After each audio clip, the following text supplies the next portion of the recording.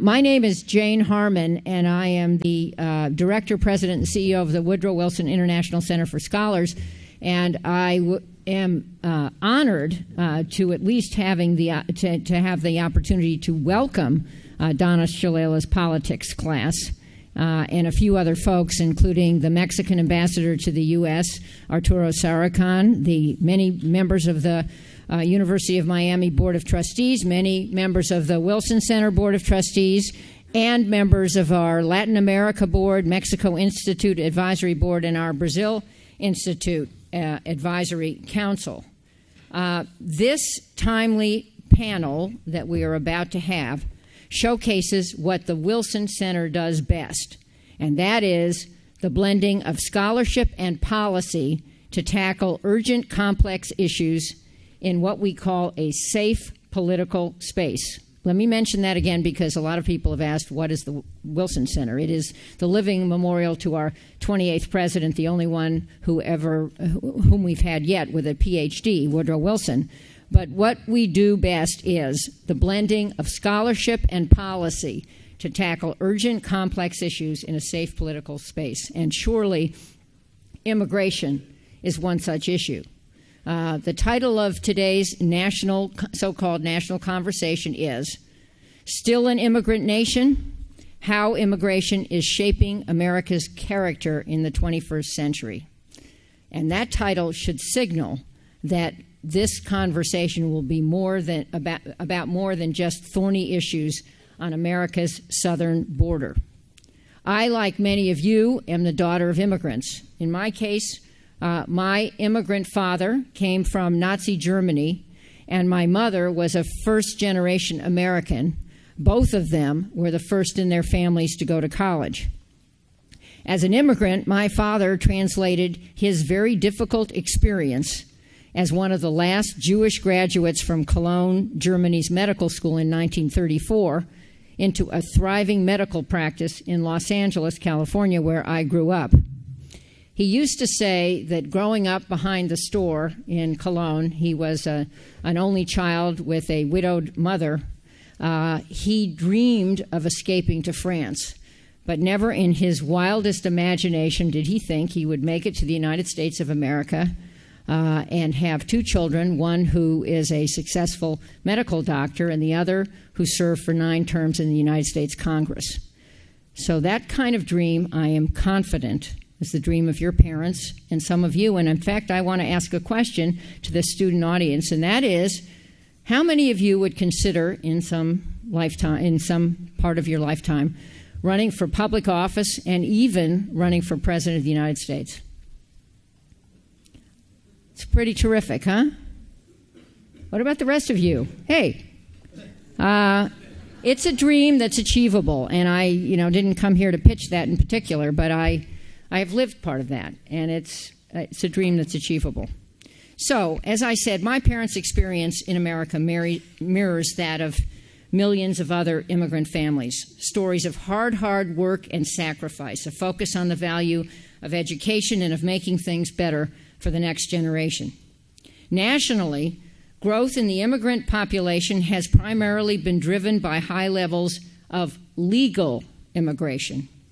Roughly 3/4 of immigrants in the country are here legally.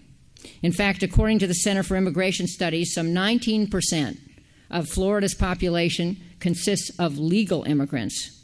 That translates to roughly 9% of the national total. In my view, immigration is one of our country's greatest sources of strength. Every one of us could come up in short order with a list of immigrants whose achievements have made America stronger for everyone. As a recovering politician, that would be my name for myself, having left Congress voluntarily last year to take this enormous challenge of heading the Wilson Center, I understand well how polarizing the issue of illegal immigration is. And there is no question that concerns over illegal immigration color Americans' view of immigration generally. But this conversation today is not focused on old fights. It is not about dividing the audience or dividing us between the political parties or dividing the country for that matter. It's an exciting opportunity to hear from and interact with a distinguished panel and moderator where differing or converging points of view can be aired in a civil and respectful manner. So, before turning this over to a very old friend, Mack McLarty, who will be introduced by someone else, let me introduce the someone else. And that is a very old friend of mine. She said at lunch that we were little squirts together in the Carter administration. That was her language. Donna, as I think everyone knows, is the daughter of immigrants. Her Lebanese mother was supposed to be here today, but I don't think is here. She's only 100 years old. I can't imagine why she couldn't make it to this event, Donna, but I know she attends so many things at the university, and I bet many of you have met her. What an example of immigration. Donna and I, as I said, met during the Carter administration, and after meeting me, she went on to be president of 3 major universities, Hunter College, the University of Wisconsin, and now the #1 university in all of Florida. Applause. She also held a cabinet position in the Clinton administration as the Secretary of Health and Human Services. Forgot what that was. Secretary of Health and Human Services. She was one of the people who recruited me to the job at the Wilson Center. Please welcome your professor and my friend, Donna Shalala.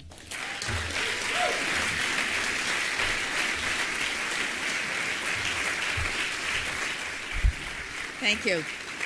Thank you, Jane.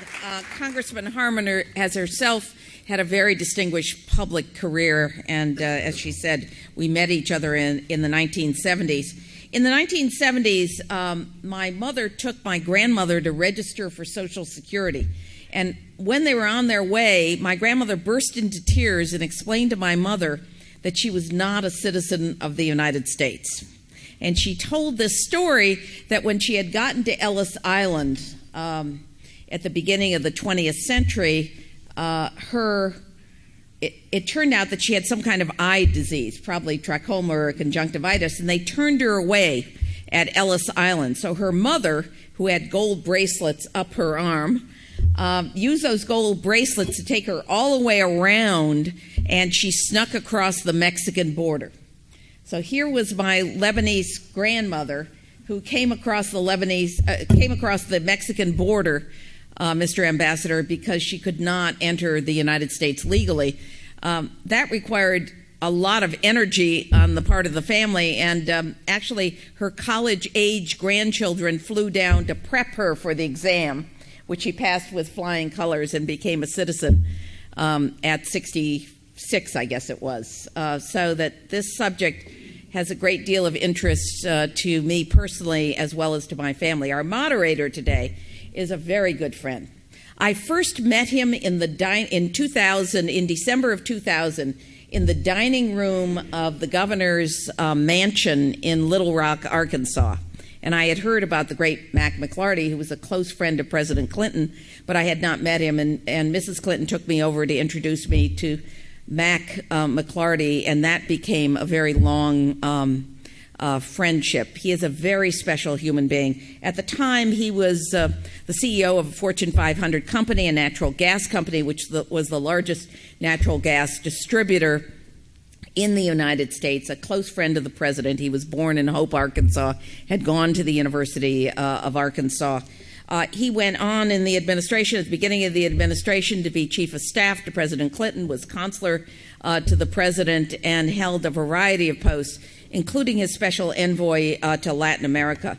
Mack McLarty distinguished himself in Washington and was beloved in the Washington community as not only a very good advisor to presidents and to cabinet officers, but a thoughtful, bipartisan leader who could put different groups of people together to make very good policy.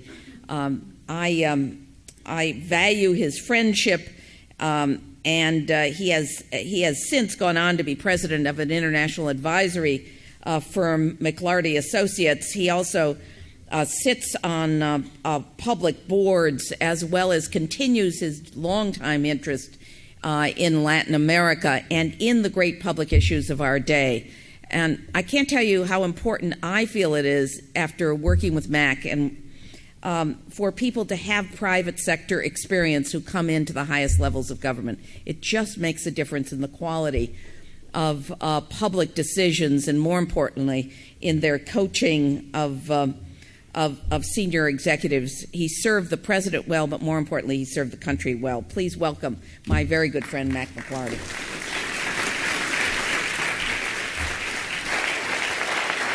Madam Secretary, thank you very much. That's great as always.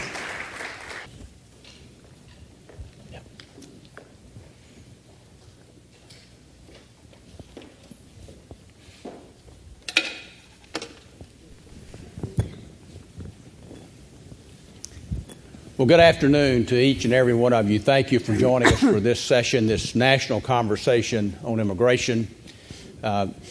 President Shalala, thank you for a particularly warm and personal and generous introduction. I'll have just a little more to say about you later. But first of all, it's great to be on the University of Miami campus, particularly after that basketball game last night.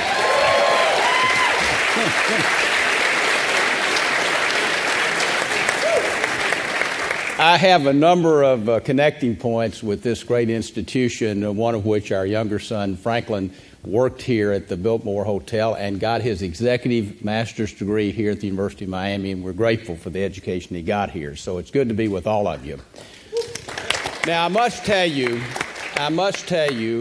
that I am delighted and indeed honored to be here as part of this discussion and program in conjunction with the Wilson Center, which is truly one of the most venerable, respected organizations in Washington and indeed our country and more broadly. But when Congresswoman Jane Harman, President Harman, calls, there's usually only one answer to give her, and that is an immediate yes. Where would you like me to be, and when would you like me to be there? And that is even before she invokes the name of Donna Shalala right behind her request. So I had no choice but to be here today, and I am very pleased to do so. Let me just make a couple of comments, not only about the Wilson Center, but about Jane Harman. Jane said it just right. The Wilson Center, I think, is unique in terms of its policy outreach. Chairman Joe Gildenhorn and Alma Gildenhorn, great friends, great people, are here today, many of the board members, in really developing the serious policy issues of the day. It's very few organizations that can find, Andres, a safe place to have a political discussion and discourse. That is quite an accomplishment. But the real point I want to make is Jane Harman has had a distinguished career in public service. She will build this organization to the next level after Lee Hamilton's great tenure here. And she and her late husband, Sidney, when they get involved in something, they always left it better than they found it. So, Jane, it's great to be with you.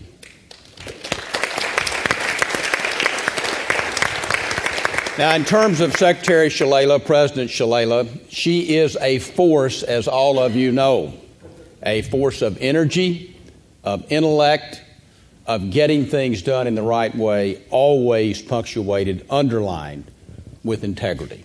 She lifts people up. She lifts students up. She lifted all of us up at times we needed it in the White House. And even today, I just was with the president of Time magazine, very impressive woman, Kimberly Kelleher, who is a graduate of the University of Wisconsin. And she talked about Donna Shalala's tenure at the University of Wisconsin there. So she leaves a rich legacy wherever she's been. So it's good to be here, Madam President, on your campus.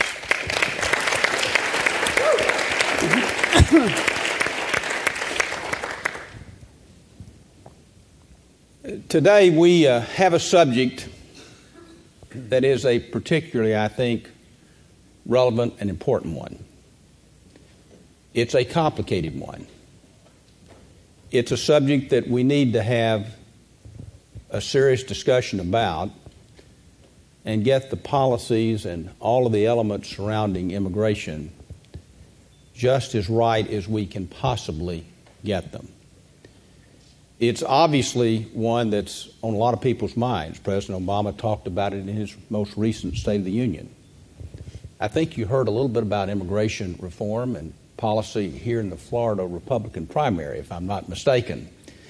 So it's a very, very critical, topical subject, can be a lightning rod.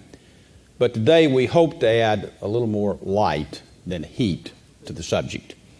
There'll be some differing point of views on this distinguished group of panelists, but I think you'll find a large measure of convergence as well. We do have, I think, in the subject of immigration, a cross-cutting issue of our economy, of security, as Senator Rubio talked about today at our luncheon, the very fabric of our society. How do we view ourselves in this country, in this great gateway city of Miami, totally unique, vibrant city? And how do we view ourselves in an increasingly interconnected world? So hopefully we'll cover that today and then leave some time for questions from the audience.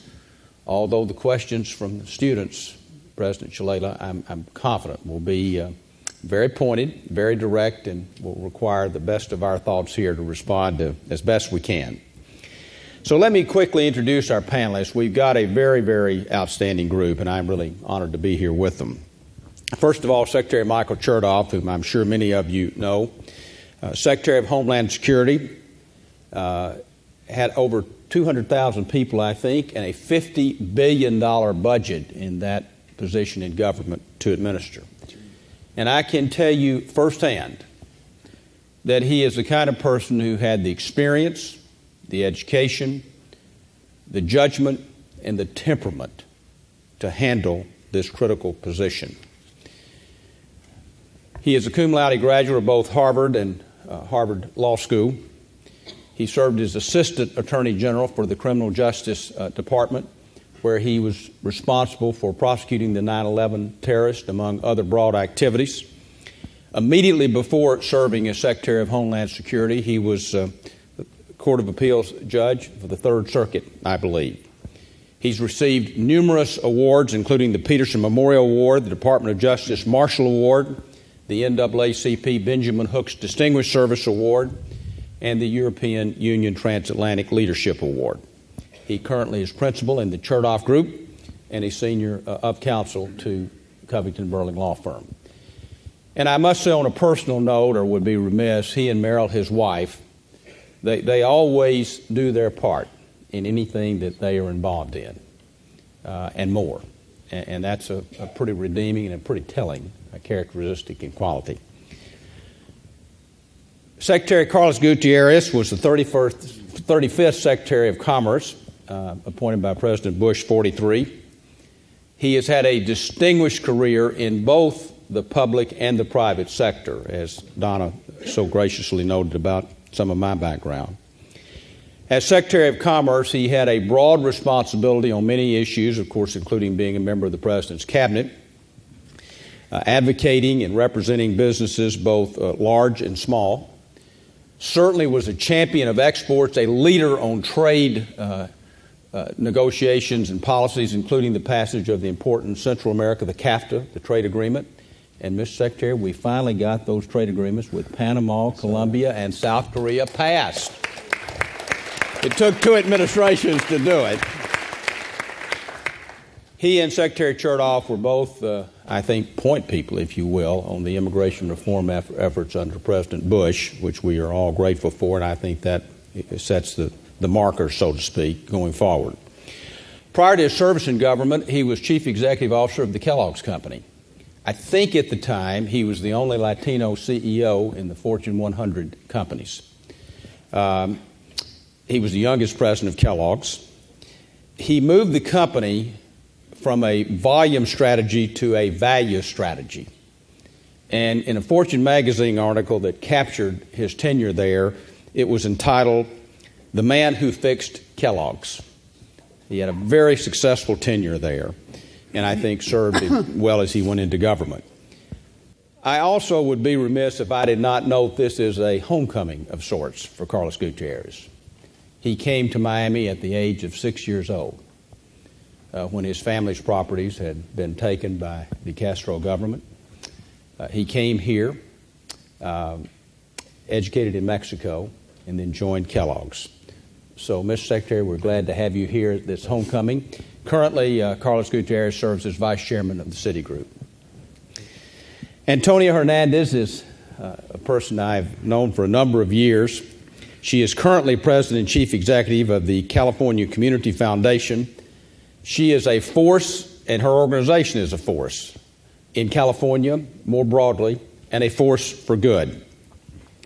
The real mission of the Community Foundation is to strengthen the capacity for nonprofit sector in L.A. County and to help all Angelinos. Prior to her current position, she was president and general counsel of MALDEF. That's where I first met her. I had worked for Senator Kennedy as well. And, of course, MALDEF, as you know, is the Mexican Legal Defense Fund protecting the rights of our nation's Latinos through legal, education, and other policy initiatives. She's a graduate of UCLA, both undergraduate and law school. She's a board member of the Kennedy School of Institute of Politics, a trustee at the Rockefeller Institute, and serves as a senior advisor to the UCLA Law School. So, Antonia, we're glad to have you here. Thank you for joining us. And finally, Andrés Oppenheimer needs little introduction in Florida or Latin America. Andrés, of course, is a noted journalist here for the Miami Herald.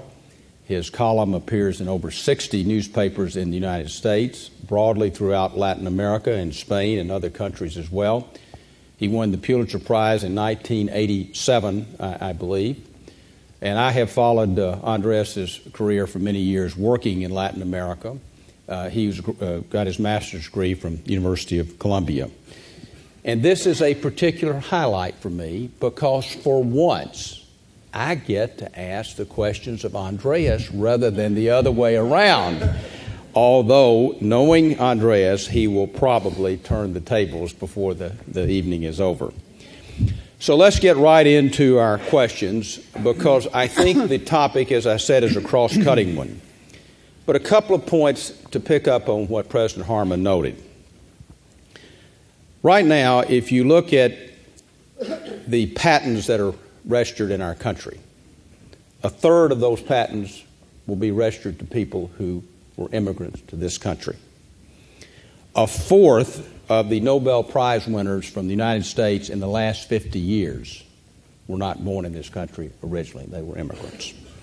Half, President Shalala, of the PhDs currently working in science and technology were foreign-born. And 25% of the high-tech heads of companies or founders of high-tech companies are immigrants. At the very time when we're looking to have safe, predictable, orderly, regular legal immigration, we are also looking to make our economy more competitive and, frankly, to replace and rebuild the economy in terms of jobs. So with that opening comments, let's get right into the subjects. And Secretary Chertoff, I'd like to start with you, if I may. And I think it is proper, I think, to start with the border security, an area that obviously you know well. The discussion of immigration is much broader than border security. But I think the vast majority of our citizens want to feel like that our borders, both in the south and the north, are not porous, that they're being, again, managed in a way that's safe and proper. So let me ask you directly, and I've got my own views about this, but I'm anxious to hear yours. Where do you think we currently stand in terms of our border security, a subject you worked on, and what do you think we need to concentrate on going forward? Well, first, Mack, thank you for presiding over this, and thank you, President Shalala and President Harmon, for inviting me. It's great to be here. Let me begin by saying, as you observed earlier, because you have to emphasize this, the issue of immigration is much broader than illegal immigration or border security. And the issue of border security involves much more than illegal immigration. It also involves human trafficking. It involves narcotics trafficking and things of that sort. So while there's some overlap, it's perhaps all too often, regrettably, the case that the issue seems to focus only on the question of people illegally crossing the border. By way of underscoring the importance of immigrants, one of the most memorable privileges I had as secretary was swearing in new citizens. And on a number of occasions, I went overseas. I went to Iraq and I went to Afghanistan to meet with groups of our service men and women who had green cards, had enlisted, were serving overseas, and had reached the point of being able to be sworn in as citizens. And that was a really inspiring exercise to go through. So where are we on the border? Well, the good news is that we have actually made significant strides in controlling the border. Now, remember, controlling the border doesn't mean hermetically sealing the border. That's probably not possible to do, and even if it were possible to approach that, you would wind up paying an astronomical amount of money. That being said, if you look at the technology, the Border Patrol recruitment, and the tactical infrastructure in place on the border, through a process that began in 2006 and has continued through the current administration, what you'll see is that since basically 2007, the flow of illegal immigrants across the border has decreased every single year, and it's probably lower now than it's been for the past 20 or 30 years.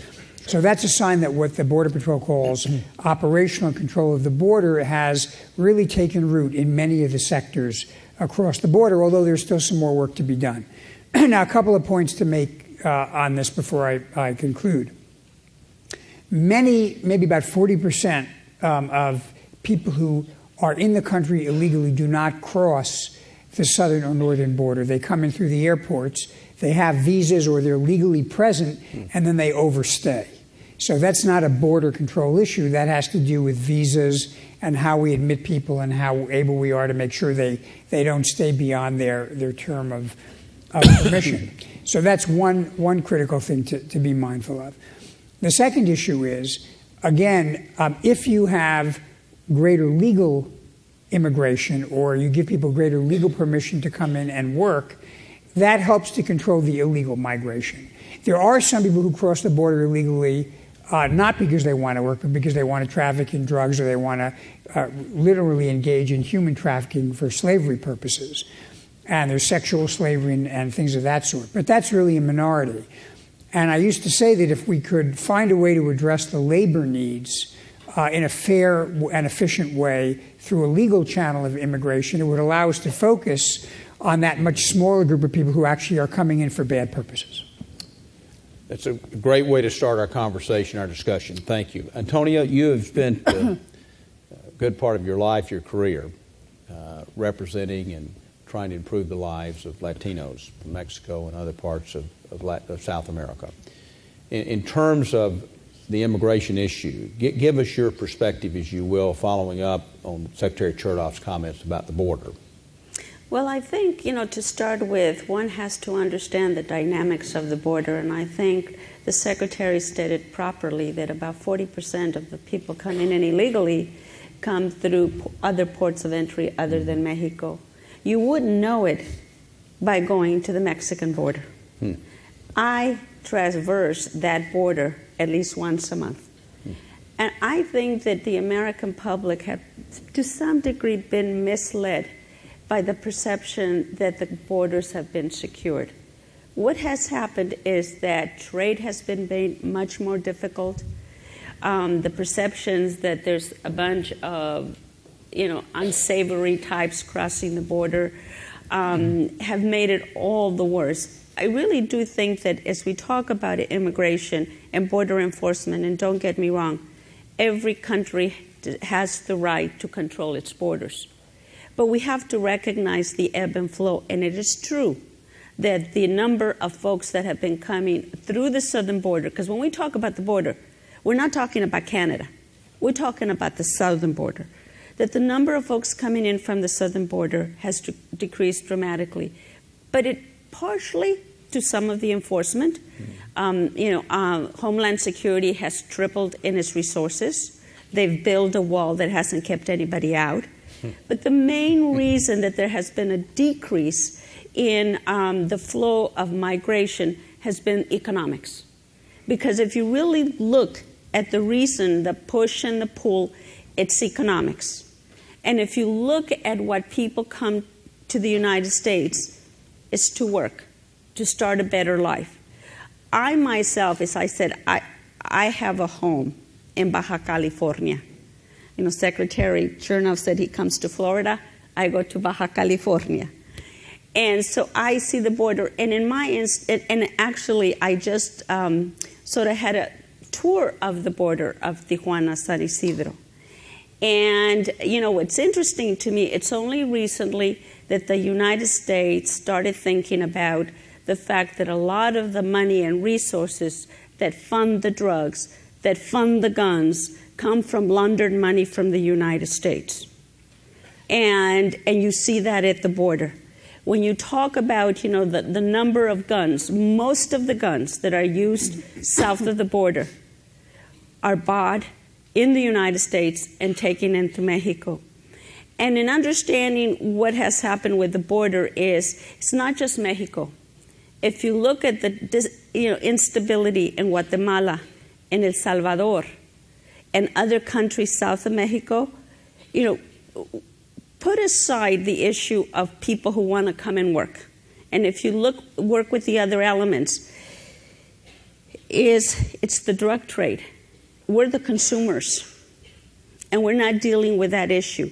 So I think as we talk about immigration, we have to talk about it from a perspective of what are the causes and what are we doing, and instead of just sort of trying to close the border, which it cannot be done. It just cannot be done. So how do you regulate it, and how do you deal with the causes of it? And I will say one other thing too. When we talk about immigration, legal or illegal, we have to have a safe place to have a conversation about the fact, the perception of the changing of the character, quote unquote, of this country. And what we're talking about is the discomfort level about the type of immigrants that are coming in.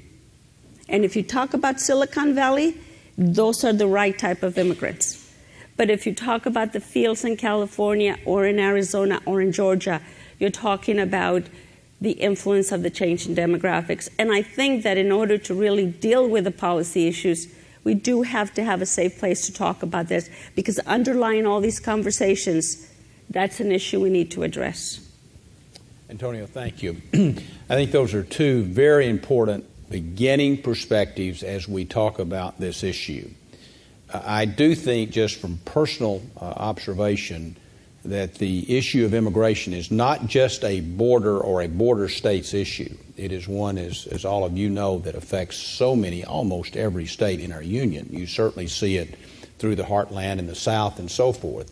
And I'm not sure in some ways, while there have been loud vocal voices, that the public is not a little ahead of some of the elected officials on this issue. Because where you have seen some measure of assimilation, even in the heartland in my home state of Arkansas and other states, you see a trend that is encouraging on balance. Still a lot of work to be done, for sure, a lot of difficult issues to be worked through. Secretary Gutierrez, there was a number of references both by Secretary Chertoff and by Antonia Hernández about jobs. Let's talk about the jobs perspective here in the U.S., and perhaps, as Senator Rubio talked about, the jobs perspective in Mexico and South America. That's something that you spent a few good years working on in a very diligent and effective manner. Thank you. Well, I think one of the misperceptions and one of the myths is that it's a zero-sum game. Yeah. So if you have more immigration, you have fewer jobs for Americans, and it, you know, you have to make that choice. Actually, what many have seen is that the types of jobs that immigrants do are usually additive. They usually add value. Mm-hmm. The fact that someone comes in and creates a supermarket and they're, you know, an entrepreneur, creates a little business, that business isn't taken away from anyone. In fact, they're actually supplying, they're creating jobs. Mm-hmm. We have to grow our economy about 3%, 2.5%, 3%. At least 3%, let's say. To have the employment, Right. And there are two ways to do that. It's actually a very simple formula. You grow the number of people in your workforce, mm-hmm. and you improve productivity. Right now, our working age population is growing. I mean, the best estimates are that it's growing at perhaps over the next 10, 15 years, 0.3, 0.4%. In order to hit the 3.5%, you need, 1.5% growth in the working age population. And unfortunately, we're not producing enough American-born citizens to hit that number. So we need immigration. So the first thing I would start out by just saying immigration is good for the country. Immigration is necessary to keep the environment, the economy growing. And just one example of, I remember, 10, 15 years ago being in Germany and talking to someone about you cannot find a plumber in Germany. And if you do find a plumber, you better get ready to, pay nuclear science kind of wages. Why? Because they didn't allow immigration. Immigrants come in, they start plumbing companies. It just gives a vitality to the economy. So I would actually say immigrants push the economy and push jobs. They're actually good for jobs, which is counter-conventional wisdom, I know. You've got a sound argument, or at least I think one that's persuasive and I think would win the day, at least in this audience and hopefully more broadly. Andreas, you've been patient at the end there. This is a policy issue discussion, which the Wilson Center is very, very good at developing and had a particular focus on Latin America, both your Mexico Institute, more broadly your Brazil Institute, and other parts of the region. But it's also a political subject. And to have immigration reform, you'll have to get some measure of not only a majority, but I think a bipartisan consensus to do that. So, Andres, talk a little bit about the politics, and I think it'd be helpful to this audience and more broadly about the immigration issue in Florida, which has just been discussed and hotly debated in the Republican primary, but then how that varies perhaps in other parts of the country, because you've written about both. Sure, Mac. Before I do that, I'd like to add a little bit to the very fine comments that both secretaries and Antonia Hernández have made. I agree with much of, if not everything, that was said, but my skepticism about all this talk about border security and securing the border and all these terms that have come up in recent years, I found them a little bit ridiculous, because the main problem we have is our income disparity with Mexico. Our per capita income in this country is what, $48,000 a year? Mexico's, Ambassador, 18, 14, around there. So our per capita income is 3 times higher than Mexico's. How on earth are we going to stop people from coming? We can build a fence, as tall as we want, without as much electronic devices as you want. We're not going to stop them. They're going to parachute in, they're going to build tunnels, they're going to come through Canada. I mean, you and I would do the same thing. So, to me, it's all a big political, it is a political thing. It is very overblown. And, I mean, I remember when I came to this country 30 years ago, I was an immigrant from Argentina. My English was worse than it is now. And actually, I got a scholarship in St. Paul, Minnesota, of all places, where there were no immigrants. And my first problem was, there was my name. When people asked me, what's your name? And I said, Andres. They said, what? Andres? As in, take your clothes off? I mean, so anyway, I've overcome that. But the point I'm making is, number one, we are focusing too much on all these politically crafted words that obscure the main issue. And now, even this administration, which is more sensitive to immigration than others, is planning to build this huge trade initiative with Asia, which is great, the Trans-Pacific Partnership. And I'm sure Secretary Gutierrez will agree, it's a great idea, it's fantastic, we should do it. But what about creating a Trans-American Partnership? Unless we do something to build on NAFTA, which is what, 1994, almost 20 years old, we're not going to narrow that disparity, and if we don't narrow that disparity, we're not going to stop the flow of people to this country. Quickly, back to Mack's question. Florida, and the U.S. As you know, the Republican hopeful Mitt Romney won Florida last week. He won big. And the thing that caught a lot of attention nationwide was that he won Florida with 53% of the Hispanic vote. Mm-hmm. That was more than what he won the state with. If I remember well, he won the state with around 46, 47%. It was under 50. So a lot of people nationwide said, wow, Romney really has a connection with Hispanics. So what I'm saying is, wait a second, don't extrapolate. Florida is unique. 50%, more or less, of the voters in this state are Cuban-American and Puerto Rican. Cuban-American voters make up about 5% of the Hispanic vote nationwide. Very little.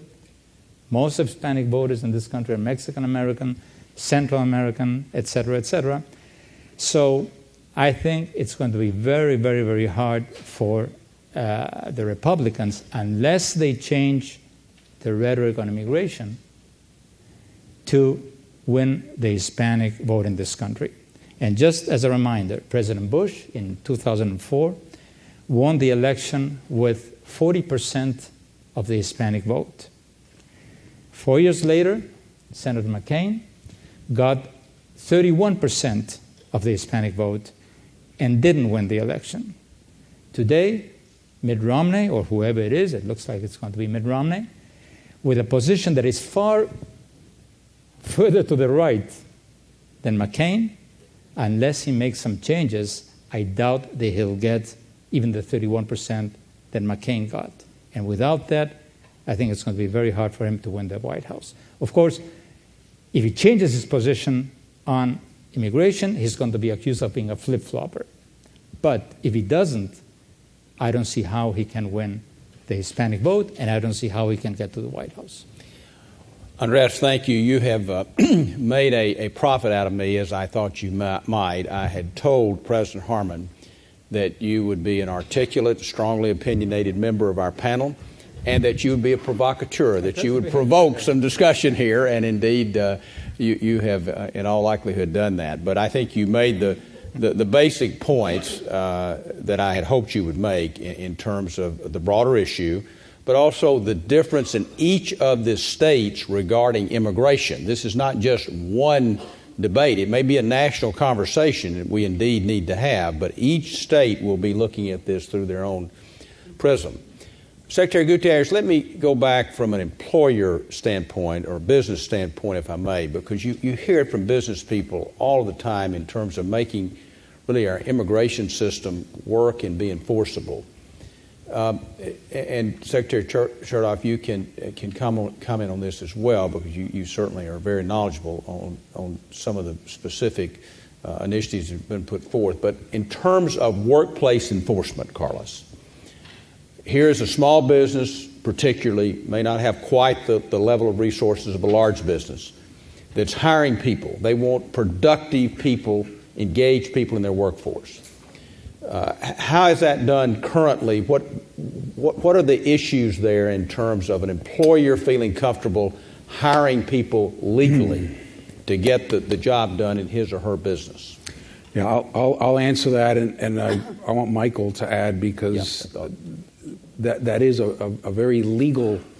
It's clouded with a lot of legalities. Yep.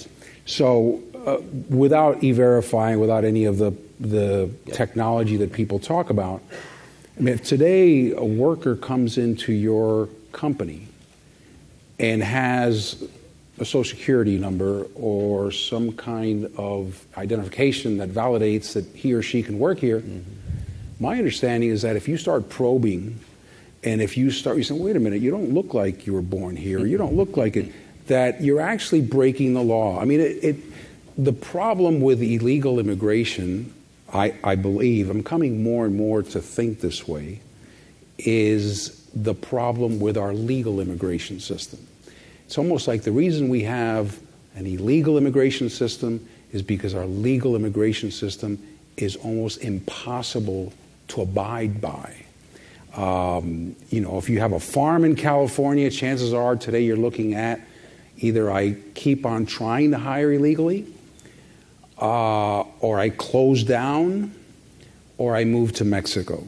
Because the legal system for bringing in agricultural workers will put me out of business. So I don't know, Michael, you want to... No, I think that's right. I mean, one of the interesting features of the experience we had when we worked on comprehensive immigration reform in 2007 is, we got a bunch of Republican and Democratic senators together. We spent literally months, and we came up with a proposal that everybody agreed with. And that's it. We had a pretty broad group of people, everybody from Ted Kennedy to John Kyle. So it got a lot of consensus. And what it really does is it boils down to a couple of things. First, I think Carlos is right. You've got to have an efficient legal system for working, for admitting workers, for tracking them, for making sure they're not victimized. And that takes a lot of the problem and resolves it. The second feature from the employer standpoint is how do you enforce that?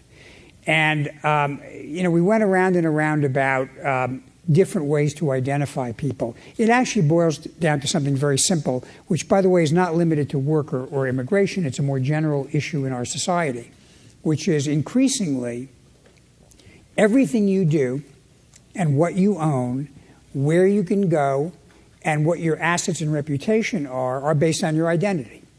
And when you identify yourself, that opens the door to a lot of different things. It is the way you get access to your money online through the bank. It's your credit, all those kinds of things. The problem is we do not have a secure and universal system for identification. And that really creates problems all along the line. It means that employers can't verify whether someone is legal or not.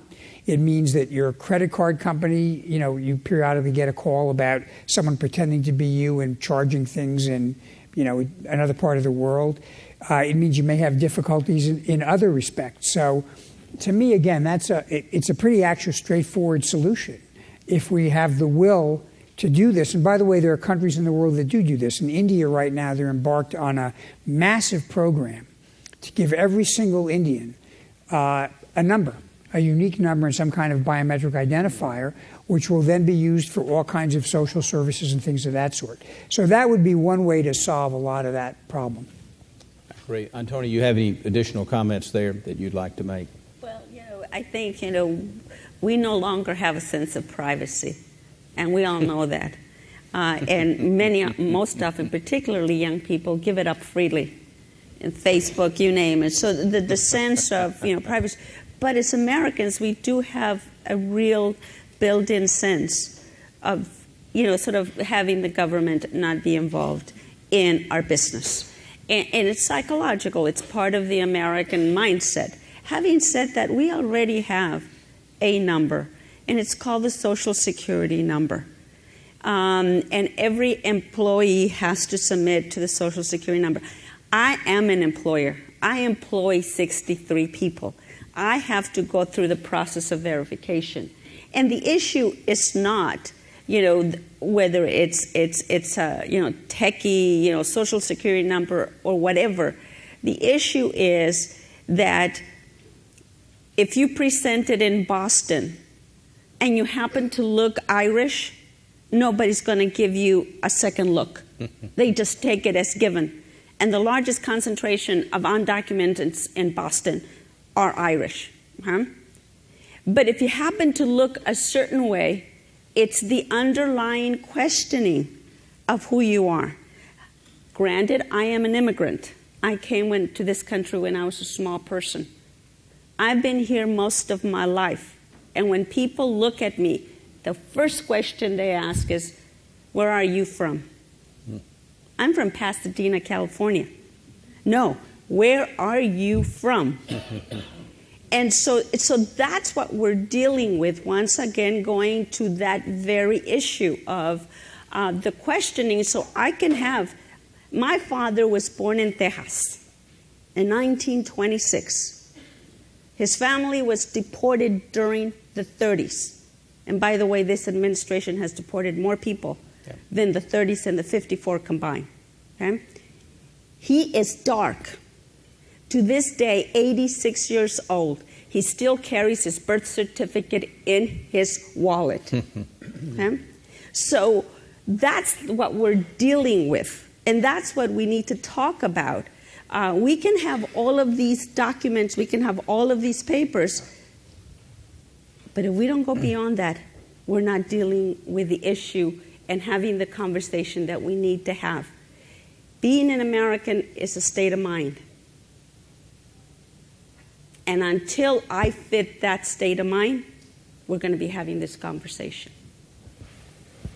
Strongly and clearly stated, Antonia. Mr. Secretary, did you have a comment back? Well, I wanted to add, it's interesting you said your father was deported in 1930? In the 30s.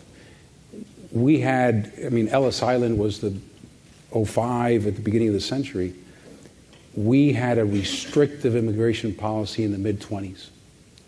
And that's when we really started to cut off, and it was just, a time of xenophobia, a time of no immigrants. And ironically, that was right before the Great Depression.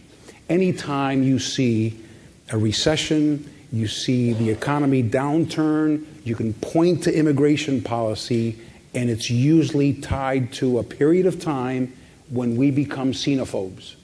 And I hate to say it, but there's a little bit of that today. At work today.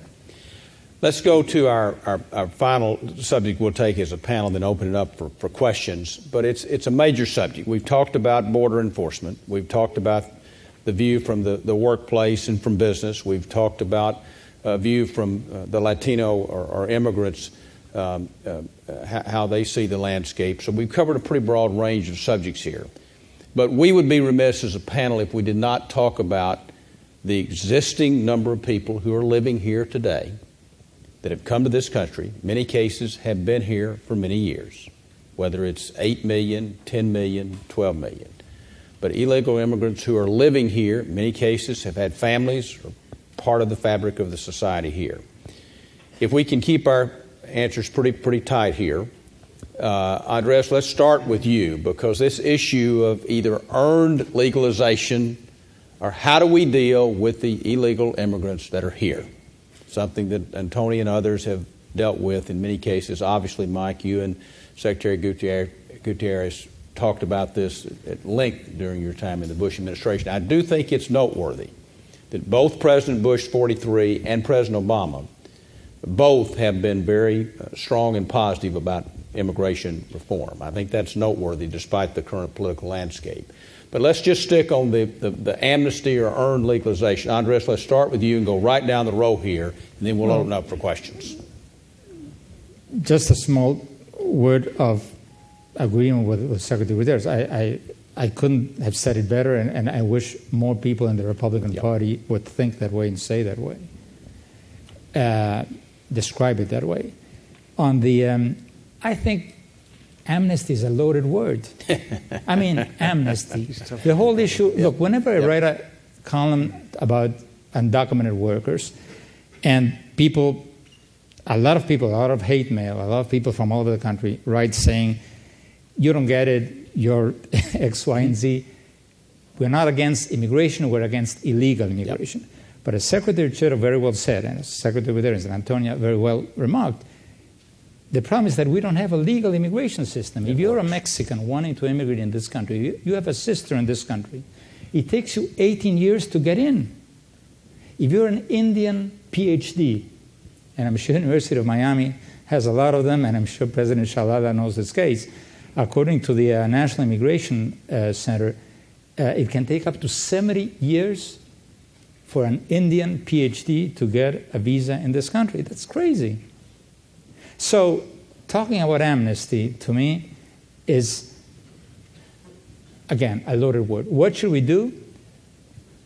Anything between what Newt Gingrich proposed, which is giving people who have been here for 25 years, have ties to the community, speak English, are willing to pay a penalty, blah, blah, blah, blah, some kind of paper saying you're allowed to stay in this country, and something wider, allowing people who have been less than 25 years but are a positive force to this country to stay here. Now, President Reagan did it. The country didn't fall apart. I think we should agree to admit those people who deserve to be here. And if you want to If you want them to pay a penalty, fine. Have them pay a penalty. But the whole issue of legal and illegal, again, illegal, what is an illegal person? There are illegal acts. There are no illegal persons. We all broke the law when we came here today, when we drove through a street that has a speed limit of 30 miles an hour, and none of us in this room, me included, drove at 30 miles an hour. Does that turn us into an illegal person? No. It turns us into a person that committed an illegal act. That's different. Okay. So I hate that there are a lot of loaded words here. Illegals is one of them. It's a great start to a very, very complicated, difficult, but serious and fundamental issue in immigration. Antonia, would you please go next? Well, there are approximately 11 million undocumented workers in the United States. I come from the state of California, from the county of LA. There are 1 million undocumented individuals in LA County. There are 800,000 legal residents eligible for citizenship. My job as the head of the California Community Foundation is to integrate those individuals into the fabric of American life. If they are law-abiding individuals, hardworking individuals, I'm not going to wait for the federal government to decide whether they're documented or undocumented, whether the Republicans want them here or not. These people are living in communities. And I would be very surprised, whether it's a Republican or otherwise, if this country was willing to deport and divide 11 million families. The majority of undocumented individuals lived in a mixed household, and I'm not talking about ethnicity. There is a citizen, there is a legal resident, and there's an undocumented person in that household. And controversial as it might be, we have to face that reality and deal with it. They are here. In LA County, the vast majority of undocumented individuals buy homes and have been in the county for over 10 years. They are in the fabric of LA County. So call me unpractical, but I think we need to deal with the fact of making these people part of our society and move on. Two key points I think were expressed first by Andres in terms of amnesty being a loaded word. Governor Jeb Bush and I had the privilege and opportunity to chair a Council on Foreign Relations Commission task force on immigration. We're able to achieve consensus in that report, very few dissenting opinions, about a 16-member group, including Labor, the Chamber of Commerce, Republicans, and Democrats. The head of the Southern Baptist Convention actually talked eloquently and thoughtfully about amnesty and a way to change that debate and conversation, exactly what Andres noted. I'm sure none of the students broke that speed law, by the way, Andres, and they're coming here today. Antonia, I think, hit another very important point. That's assimilation, integration into our society. That's the only way you're going to have successful immigration here as we hopefully work to make legal immigration much more effective. Mr. Secretary, you're next. From the very beginning, I remember when Michael and I were working with the Senate on this bill. Yep, I know you spent we long came hours. to a kind of a big picture conclusion. We're not going to round up 12 million people, in buses and 747s and kick them out of the country. The other extreme is we're not going to give 12 million people a passport. I think they're both pretty reasonable. Yeah. So the solution is in the middle. And that's easy to say. We found a 700-page solution in the middle. And it's incredible how many things you can disagree with. And in our desire to come up with the perfect, we probably lost a lot of good. Yeah. But once you start there, you say, we're not going to do those two, then, as John Kyle said, a conservative Republican, the reason I'm here every single day working on this issue is because my constituents said, would you do something to fix it? So he was working to fix it, to find that middle ground. I think you went to a central point. We really, at the end of the day here, don't really have an option. We certainly don't have a good choice other than to find the common ground here to deal with immigration. I mean, it's just absolutely fundamental, not only in terms of who we are, but in terms of having a workable system to make us a competitive, productive country, and speaking of the values that we all hold dear. We have not found that middle ground yet. We're pretty close to it on this panel. We did find it on a couple of other commissions, not quite as easy in some of our political system. Secretary Chertoff? You know, I guess I would say two things. I agree with pretty much everything that's been said up here, but and we thought a lot about this when we were putting together the bill. And to be honest, we spent a lot of time talking to people who had very strong views on either side of this. And you need to respect the fact that there are strong views. You can't just dismiss it. Yep. I would say there were two objections that were, good faith objections that were raised on the issue of legalizing the status or regularizing the status of illegals. One was the concern that you're letting people get away with having violated the law. And here I kind of agree with Andreas, which is, we concluded if you have them pay a fine or a penalty, that acknowledges that there was a violation of the law. On the other hand, people do violate the law. I mean, we grade punishment. So if you run a stop sign, something you're going to pay a fine, you're not going to go to jail for 40 years or lose your citizenship. So we kind of figured that building a process that said if you want to become regularized, you have to pay a fine was a kind of a reasonable accommodation of the rule of law and practicality. The other objection, which is a little harder to deal with, is goes back to Reagan in '86, and it's the argument that if you grant people either what's called amnesty or legalization, you're just going to encourage the next wave to come. The magnet. And I think that's a harder argument to deal with. And there are two solutions, I think. One is you do have to give people a legal channel that addresses their desire to economically better themselves. And I think, as Carlos points out, that is good for the country. And part of the problem is we just have not adequately explained the economic fact that as a country we do better if we have a reasonable degree of growth of immigration. Now in Russia they're having a huge problem demographically because you got a lot of old people and a relatively small number of young people, and that is a big economic problem. So part of it is to build a kind of a more open portal. And then you probably do have to have a set of procedures in place that say, if we're going to open and regularize and then change the system, if you're not registered as of now, you're not getting the benefit of this going forward. So, you do have to recognize that a critical piece of the credibility of having legalization and regularization is, no kidding, we are going to enforce the law. And that was the complaint about Reagan, that Reagan did the amnesty, but that they didn't do the enforcement piece. So I think there's a way to do this, but I do think we've got to lower the temperature on a lot of this. Mm-hmm. I agree with that.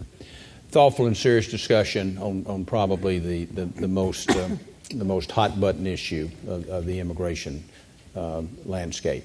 Okay, with that, let me take a deep breath and open up the floor to questions, both from the distinguished and learned students of the University of Miami and other interested and distinguished parties that have joined us. I think we've got microphones here. Please raise your hand and we'll recognize you quickly. Keep your questions short, if you will. We'd like no long public statements from the floor.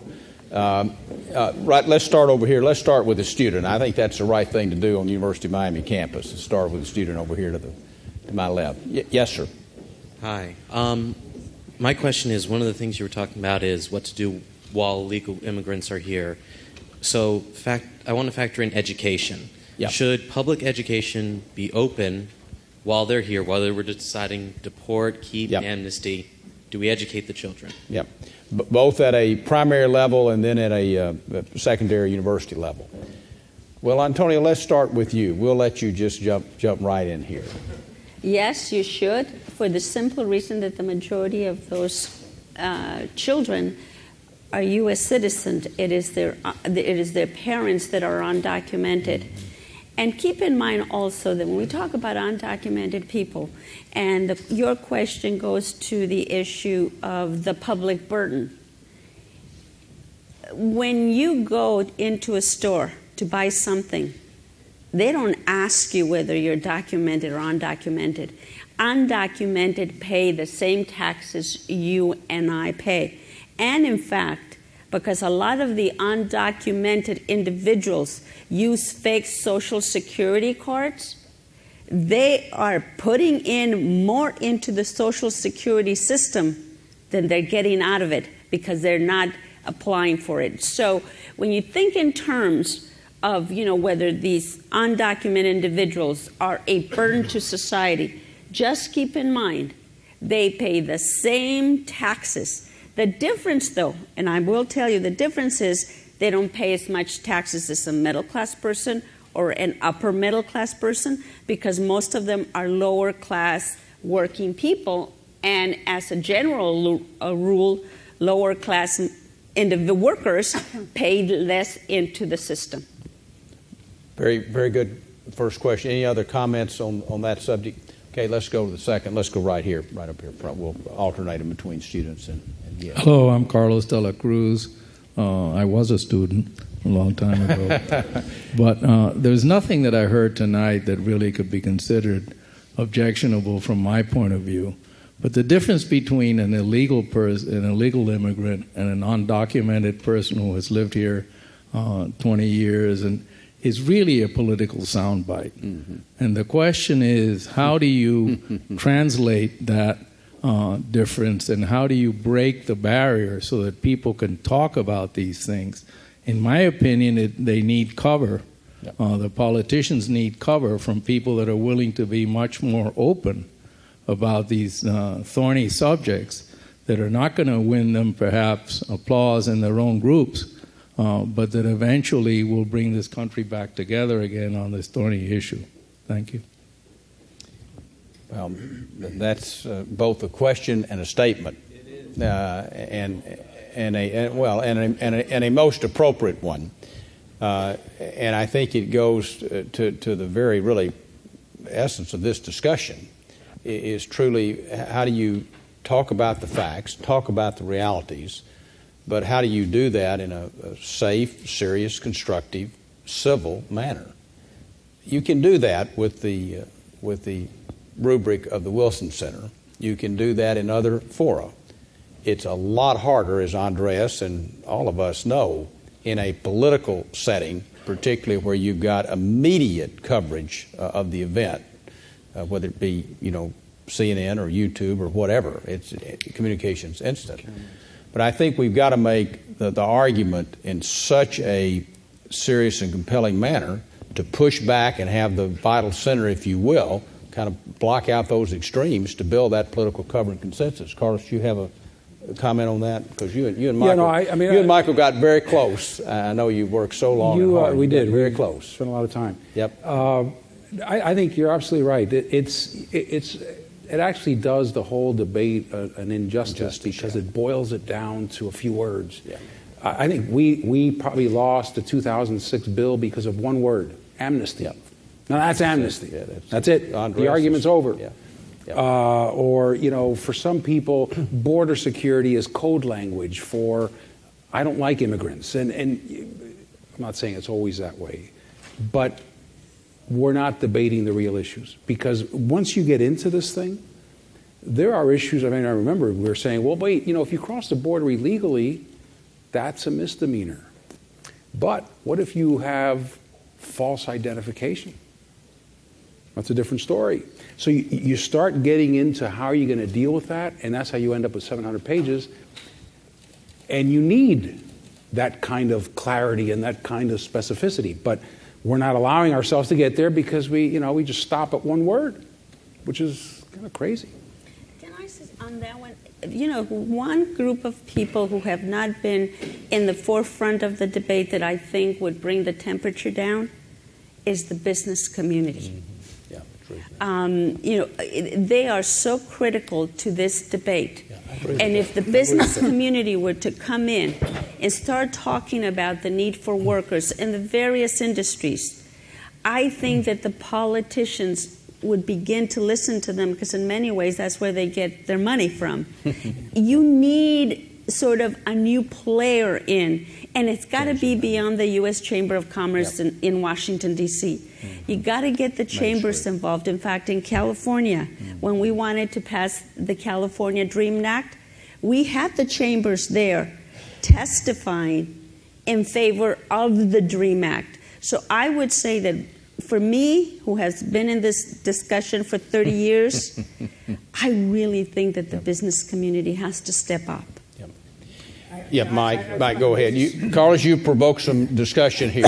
On the business community, I wish I agreed with you on this, but the fact is the business community did get out when we did the 2007 bill. And the reaction that opponents of the bill had was, these are just a bunch of rich businessmen who were trying to help themselves economically at the expense of the American worker. In other words, some of the same populist arguments that you hear now immediately were deployed against the business community. And it was the people who didn't like the bill said they want cheap labor and they want to deny our children jobs. So unfortunately, I think the problem is a lot deeper and more fundamental than immigration. I think it runs across a huge amount of political debate in this country in which you don't get the time to fully lay out arguments because everything has to be done in a very short soundbite. And the only cure for that is, frankly, for public officials or politicians to decide they're going to do what they think is right. And my favorite thing I always cite to is Edmund Burke's letter to the electors of Bristol, where he said, look, you've elected me, your member of parliament, not to be your mouthpiece, but to exercise my best judgment. If you don't like it, you can throw me out at the next election, but don't expect me, and he wrote it better than I'm saying it, don't expect me just to go back and parrot your views. And that's the real fundamental issue. Yep. Next question. Let's go right here in the middle, and then we'll go back here to the student in the back there. Yep. My name is Myra, and what I want to ask you is, how do you feel, just recently, students here in Miami or in Florida were denied in-state tuition because their parents were illegal, but the student was born and raised here. But many other states have that. I think Virginia or California has that. How do you feel about that? Because I feel like you're not giving the students the correct opportunity to go to school, even though they were born here. They were born here in the state? Yes. Yeah. Or in the United States. This is the parents, or at least one of the parents, was not a legal citizen. The parents, yeah, correct. Is that right? Is that yes. Yep. Carlos, you. I don't understand that. I don't understand. I'm agreeing with you. I don't understand. You understand the question. You don't understand the policy. I don't understand why somebody who's born here would not be a U.S. citizen. I mean, isn't that the law? Yeah, I think it is. Yeah, I'm surprised at that, actually, because I would think if you're... It's a follow-up question. It's the same line of questioning. I would think if you're born here and you're a U.S. citizen, as a matter of law, you can't be denied what others born here are. I mean, that would... Antonio, you've got to sit in your chair. You can't come out of your chair here. I have a feeling that you're... I've seen... I'm not aware of that. I mean, I would find it strange that a U.S. citizen is denied that. But I'd had in my TV show kids from the Miami-Dade Community College... Yep. 2 kids who came to this country when they were 1 or 2 years old. They don't speak one word of Spanish. One was brought in from Mexico, the other one, I think, from Brazil. And they were as American as apple pie. They don't speak Spanish. They've never been to their native countries because they can't travel. They're as American as they come. Yep. And now they're about to graduate, and they don't know what to do. Their life is a mess. Antonio, you want to add on to Andres' comments there? Well, actually, the states have done some really irrational things. Alabama, Arizona. Laws, yeah. Okay, so, but the fact of the matter is, there have been proposals to deny citizenship to children born of undocumented. But the law is very, specific. The problem is that, of course, a lot of these laws are being appealed at the court, and that takes time.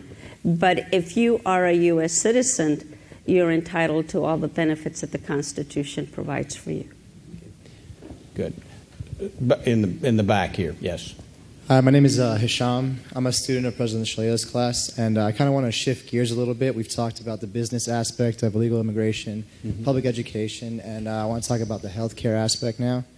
I want to get your guys' opinion on illegal immigrants pretty much going into hospitals and receiving free health care at the expense of taxpayers and pretty much running up a bill and not having to pay for it at the end. So I want to get your guys' opinion on that. Andres? I don't want to sound here as the most, although I'm no, we're not going to let you fall off there, Andres. I don't want to sound as the most extremist here, and let me just say that I agree with Secretary Chertoff and Secretary Gutierrez in that we can't allow everybody in and give everybody a piece of paper and a password.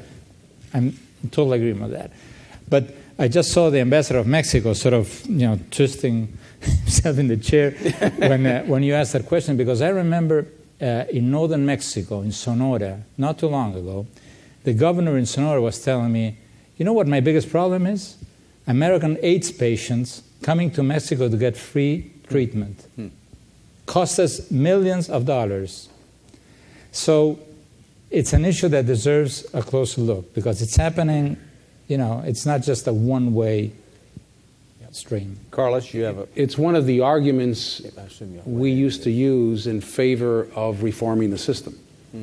If that worries you, then one way to really get at those costs and understand them is to reform the system so that we know who's here and we know who's working legally. Yeah, I think the basic premise, if we can get our immigration system working in a much more efficient, orderly, and predictable manner, legal immigration, and Senator Rubio made this point today in his comments, that at least then begins to narrow the perspective here of these other difficult problems and hopefully give some more flexibility to them. That's part of the real challenge here. Next question. Oh, we've got a lot of hands here. We're not going to have time to get. Let's go to this side. I think since I've kind of had been turned a little away from that side. Yes, sir. Hi. So my name's Trevor. Student here at the University of Miami. Mr. Chertoff, you had briefly mentioned how in India they're now instituting the program where all the citizens are given IDs to make it easier for the government. I was wondering what type of specific policy reforms for the Social Security program and Social Security numbers would make it easier for the Department of Homeland Security to identify the difference between immigrants who want to come in and work and those who are trafficking drugs. Yeah, verification, It's a good question. And let me say, that, first of all, as was said earlier, we do have a system of identification now, which is your Social Security number. The problem is it's really easy to phony up or fake your ID.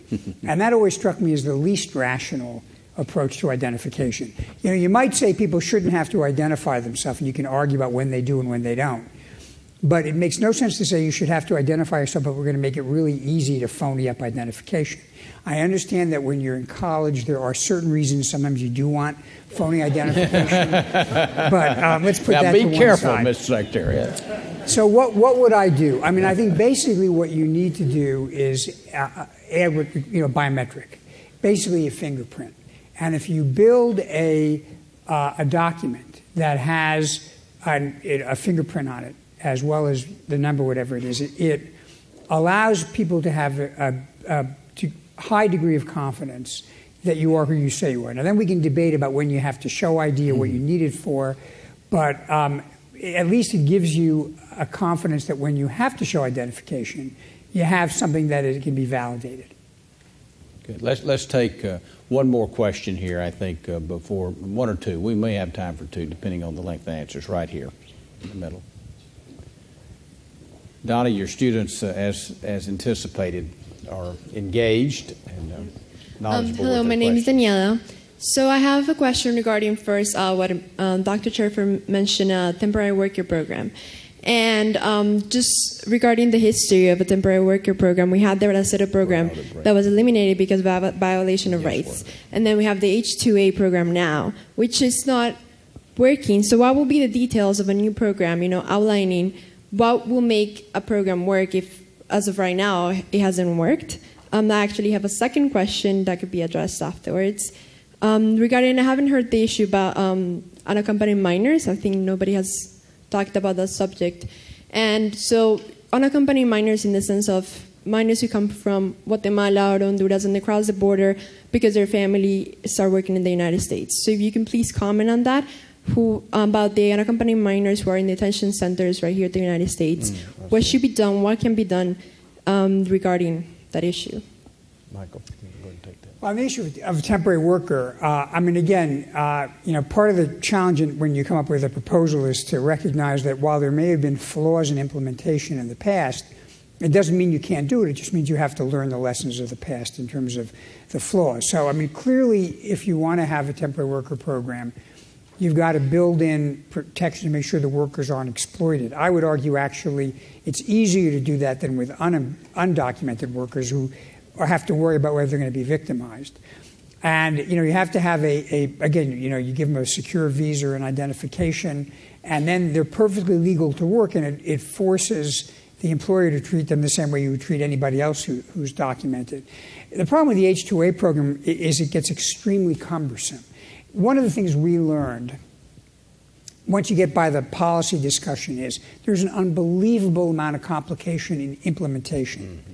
And not making it too complicated, not making it too cumbersome. So I don't want to bore everybody and take a lot of time talking about the implementation issues, but suffice it to say you could design a program that would be relatively easy to police in terms of exploitation and would also work relatively flexibly.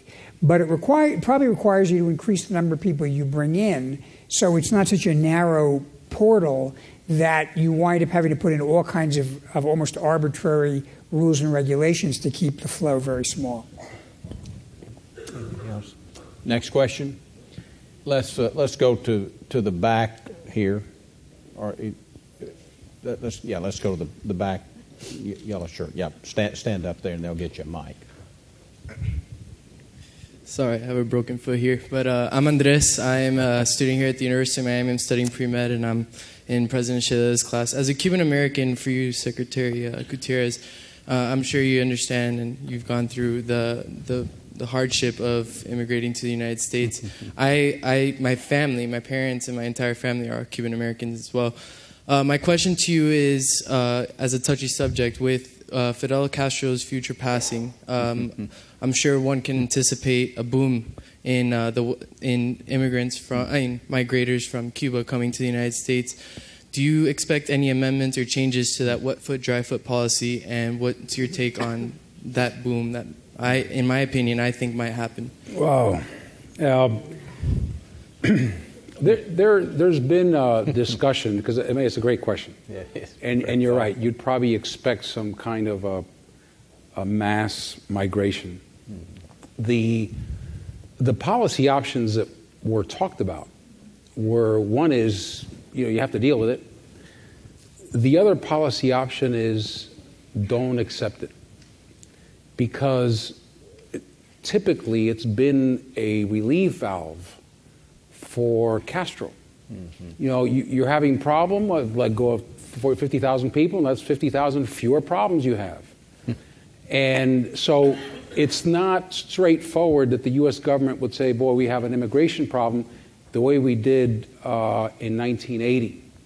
And there is a likelihood, depending who's making policy, that the policy would be, sorry, go back, which sounds very cold and very cruel. And I'm, coming from Cuba, and we know what that is.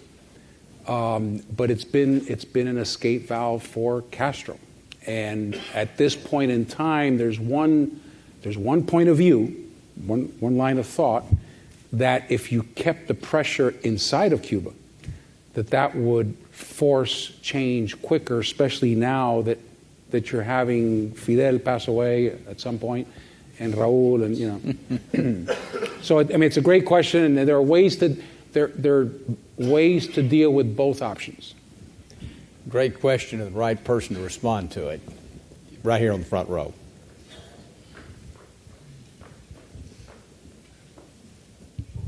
Hi, I'm Ian. I'm also a student in Donna Shaleo's class. My question / comment, I guess first is for Ms. Hernandez. You mentioned kind of the situation where you're being asked, where are you from?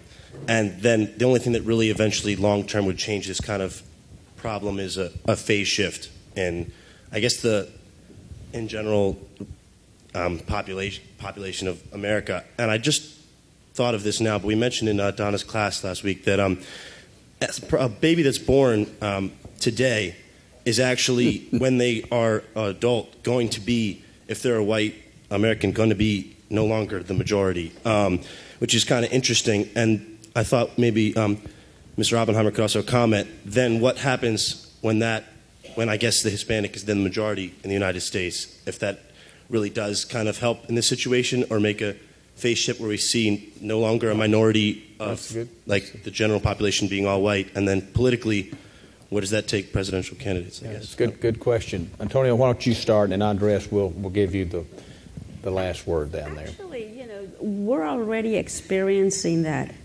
in California and in Florida. Yeah. And in the younger generation. The challenge is the time gap between what is happening in the younger generation and those that have the money and the votes. And as you know, even today, the vast majority of the voters are older. California and Florida and you name it, it's really a different reality.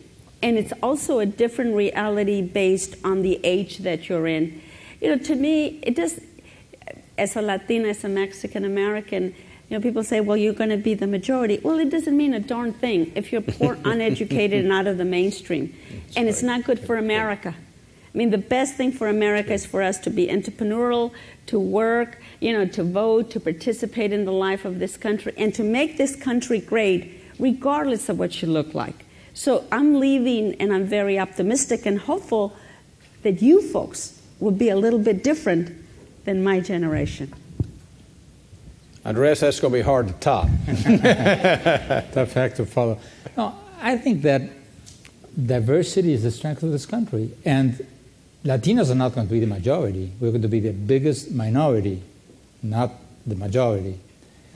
But in the end, I mean, that's going to be good for this country, because I don't believe in those cultural theories. You remember Sam Huntington at Harvard? He wrote a book shortly before he died saying that this country is going to be taken over by funny people with funny faces and funny accents, and God forsake, when they go to a soccer match, everybody's rooting for the other team and not for the American team, and that's terrible, and this country is going to fall apart, etc., etc. I think this is bull.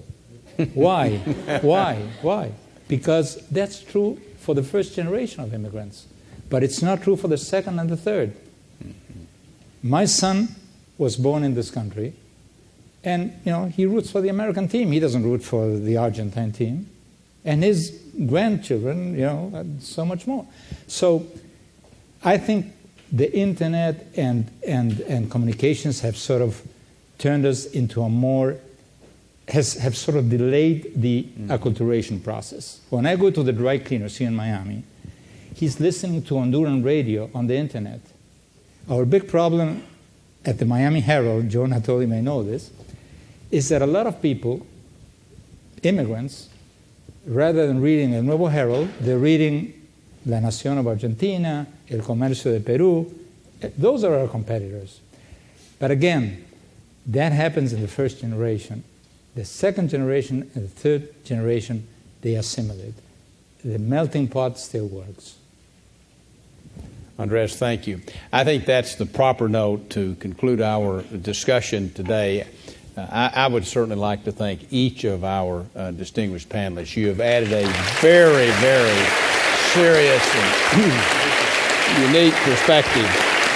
So thank you for joining us, for making the effort. I also would like to thank the Wilson Center for hosting this. President Harmon, I think you're going to dismiss us I think that. But before you do, let me thank President Shalala for hosting us here. And as expected, while I hope we've added some light and not heat and some information, but as expected, the students' questions were well prepared, serious, thoughtful. So thank all of you for joining us as well. That was where I wanted to end. I think that the panelists were wonderful, but the student questions nailed it. You obviously live these issues, And it's your future, after all. And one of the things I would comment on based on all of this is how many of you who are able to are registered to vote? Boy. That is wonderful. That's the way we're going to fix this. And thank you to the panel, and especially to Dr. President Professor Shalala for bringing her class. Yeah. You did great.